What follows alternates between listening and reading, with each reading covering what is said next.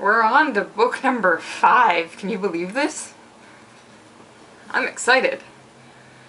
And this is like the largest of the books in the series. And I absolutely adore what my copy looks like on the front, and then of course the back hints at some major problems. And then we have the first chapter, which is Dudley Demented. That tells us a few things are probably going to go real wrong real quick. And that's sort of the interesting thing is, before the 4th book, we sort of had this pattern of meeting Harry in his house, and in his room specifically, and him existing sort of in this own little bubble. And then the 4th book broke that by actually starting the book off not with Harry, but this dream of Voldemort that he actually has. So that signals to us, of course, that the 4th book, not only being the center of the series, is also sort of the turning point of things are seriously going to change from here. And the entire book reflects that. Not just the beginning, but we have the reincarnation of Voldemort appearing. We have our first innocent on-screen death, as it were. Because we know that the first book points at how dark this is. It starts with a double murder, but that is not something we actually see. And it ends with Quirrell dying rather violently, but he's perceived again as having been so infected by Voldemort and his evilness that destruction, in fact, seems to be, if not the thing that he deserved, certainly the thing that then released him from this infection. He had to burn away that infection. And that's what actually happens with Harry. And the fact that Quirrell can't touch him.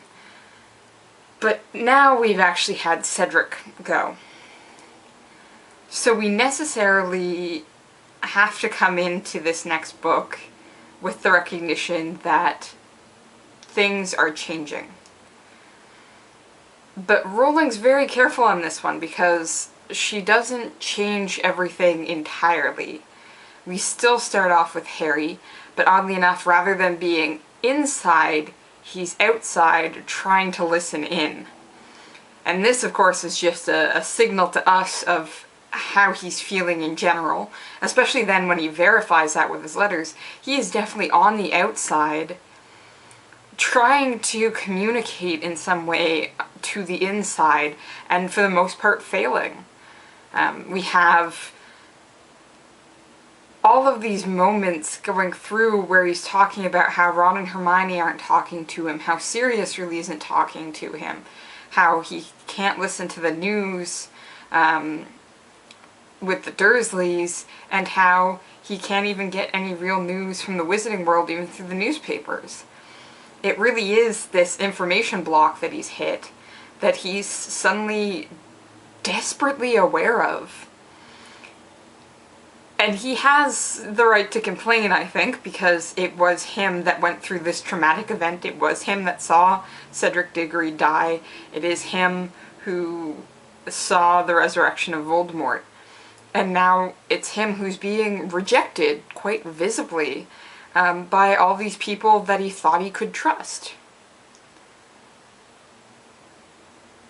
Because, with my friends at least, I expect them, and I trust them enough to tell me when there is something major happening that is a concern for me. I understand why, like, we don't want the owls intercepted. Yeah, but Hermione's Muggle-born. Could something not be sent that way? And Sirius is really considering, like, continuing this keep your head down thing, but at least he's pointing out that it's difficult for Harry. And Harry at least has figured out, like, Yeah, you're telling me what I should do, but you would do the exact opposite, man. Even with Arabella Figg, we actually see her walking around along the road muttering to herself. In all likelihood, she's actually muttering to Mundungus Fletcher, like Harry's invisible guard here, who they haven't even told him about. Like, I want to know if there's just some wizards hanging out so I don't accidentally kill somebody thinking I need to defend myself, which is exactly what happens when Mundungus disapparates. Like, Harry automatically just pulls out his wand like, okay, now we have to fight. There is a lot of non-communication to Harry that he is now becoming aware of and trying to circumvent it. He's figured out that, fine, if nobody's gonna tell me things, I need to try and figure this out myself. He's hiding in the flower bed. And he says afterwards, okay, I can't do that next time, so I'm gonna have to figure out another way of doing this. Like, he's not taking just, oh, I guess I'm not gonna get any information. He's becoming active in that because he's aware how much he's actually involved in all of this. But we can also see some of the other consequences of this traumatic event, and particularly Harry's age getting smushed into this. This is the book that I've heard a lot of people say they don't like because Harry is angst, angry at his friends, and I'm going, yeah, yes he is. He just saw someone die, he just saw somebody that he thought was dead come back to life. He was violated to bring that about. His body was violated to bring that about. He found out somebody he thought he could trust actually did all of this to him and is actually, in fact, a frickin' Death Eater. The government doesn't believe him about any of this. None of his friends are talking to him. Nobody's actually told him he now has a guard. Like, the few adults in his life that he's supposed to trust, also not talking to him. And he is suffering, probably from PTSD. I'm sorry, if you're going to say that you don't like Harry in this book because he's whiny, I think you've missed the point for a lot of this. Yeah, Harry's full of angst right now because he's in a terrible position and he's being asked to do something that no 14-year-old, 15-year-old at this point in time, sorry, in their life should be asked to do. He is effectively becoming one of the first warriors in a war that he shouldn't have to fight because he's frickin' 15. And he's got people who in one way are expecting him to be able to handle this, and in another way are not giving him information because he's still only a child. And it's slowly tearing him apart. We are actually desperately seeing the effects that these actions have on this poor kid. He is crying out for his father in his sleep. And is anyone doing anything? The answer is no. And then after this point in time, in the next couple of books, we're going to see his friends upset that he's not willing to share information. He's not willing to open up and talk about what's happened. What's actually happening here is this kid, Harry, is taking everything onto himself because nobody is willing to help shoulder the burden in a positive way. This lack of information, I really do think, is their attempt to help shoulder the burden, but in fact it's not. Nobody at this point in time has addressed the fact that Harry likely is suffering because of what he saw. He's suffering from Cedric's death and the fact that he was tortured at the hands of Voldemort. And instead they drop him with people who certainly don't love him, certainly neglect him, and there are some concerns just from the subtle wording that Rowling uses here that it might go deeper than that, such as Harry recognizing he's going to have to pay for his rudeness.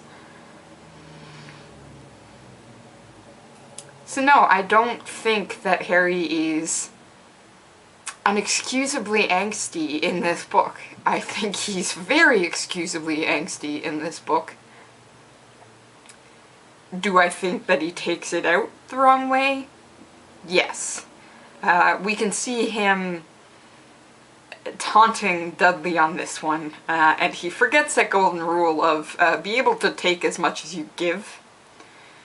So we see some concerns here. We actually see some very Tom Riddle-esque behavior from Harry in this moment, specifically with his cousin, where he's really hoping, originally with his when Dudley's with his friends, for the group of them to see, and then very actively taunting Dudley for Dudley's own actions. And when Dudley actually returns that, neither of these boys are backing down. Do I think both of them are wrong in this moment? Certainly. I think Dudley is a bully, but I think Harry is giving in to the side of him that really does want to take his stress out on somebody. He, in fact, recognizes that. Because he says that he recognizes he's venting his frustrations into Dudley and making Dudley just as frustrated and angry as he is. And that's not a positive way of actually dealing with any of this stuff. But we can see that Harry is not a lost cause. We see some issues, first with how all of this is being treated by everybody else, then how Harry is actually dealing with it, but by the end of it, we do see that Harry is still, at his heart, a good person.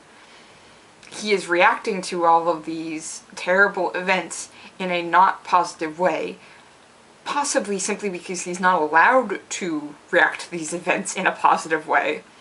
Yet, when it comes down to it, there is this kid who has been a bully to Harry his entire, life.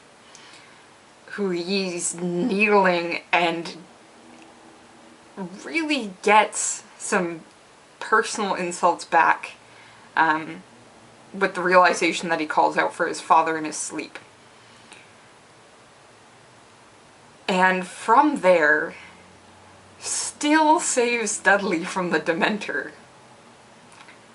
A lot of people, like Dudley, would have run, reacted violently. I mean, Harry just literally got punched in the side of the head by this kid, who, I'll admit, is panicking, but Harry's also taken another head injury today. Why not just get rid of the Dementor that's up against you and frickin' run for it? You can look at Harry's choice in the lake in the previous book and say, these people were his friends, and an innocent who has nothing to do with it. Dudley is far from innocent from what we are seeing in this moment. Though, again, we're also seeing two sides. Was he 7, 8, he was 16. That's a big difference. I'm not sure who's telling the truth on that one. But we do know that Dudley isn't a great person. So, Harry could make that decision of, and this is what you get for it. But he doesn't. Right away, he's just like, frick, they're here for me, and I can't let my cousin take this. Even before he can summon anything, he's telling Dudley good advice. You're running right at it, and then keep your mouth shut. Which Dudley does, because Dudley actually has his hands up. He knows, okay, it's gonna go for my face, from what Harry's saying. So, that's the interesting thing with this start of this book, is this is the point where things can go either way. And it's a question of which way they're going to go. But I think in the moments that truly matter, this life and death moment with the Dementors, we are seeing that Harry isn't willing to let his anger and his frustration and his sadness and his fear override the essentially good parts of him. And that's a really good thing to know. Because he's going to need those really good parts to him when we go forward from here. Particularly, even straight away, when he's gonna get expelled. And tried. The thing Sirius couldn't even do for having murdered a bunch of people. This government is messed up. And Harry is messed up, but Harry is not as messed up as this government. And that's a good thing! Okay. So yep, we are on to the 5th book, and I'm gonna keep going. This is gonna be cool. I'm gonna keep reading, and I hope you do too. See you next time.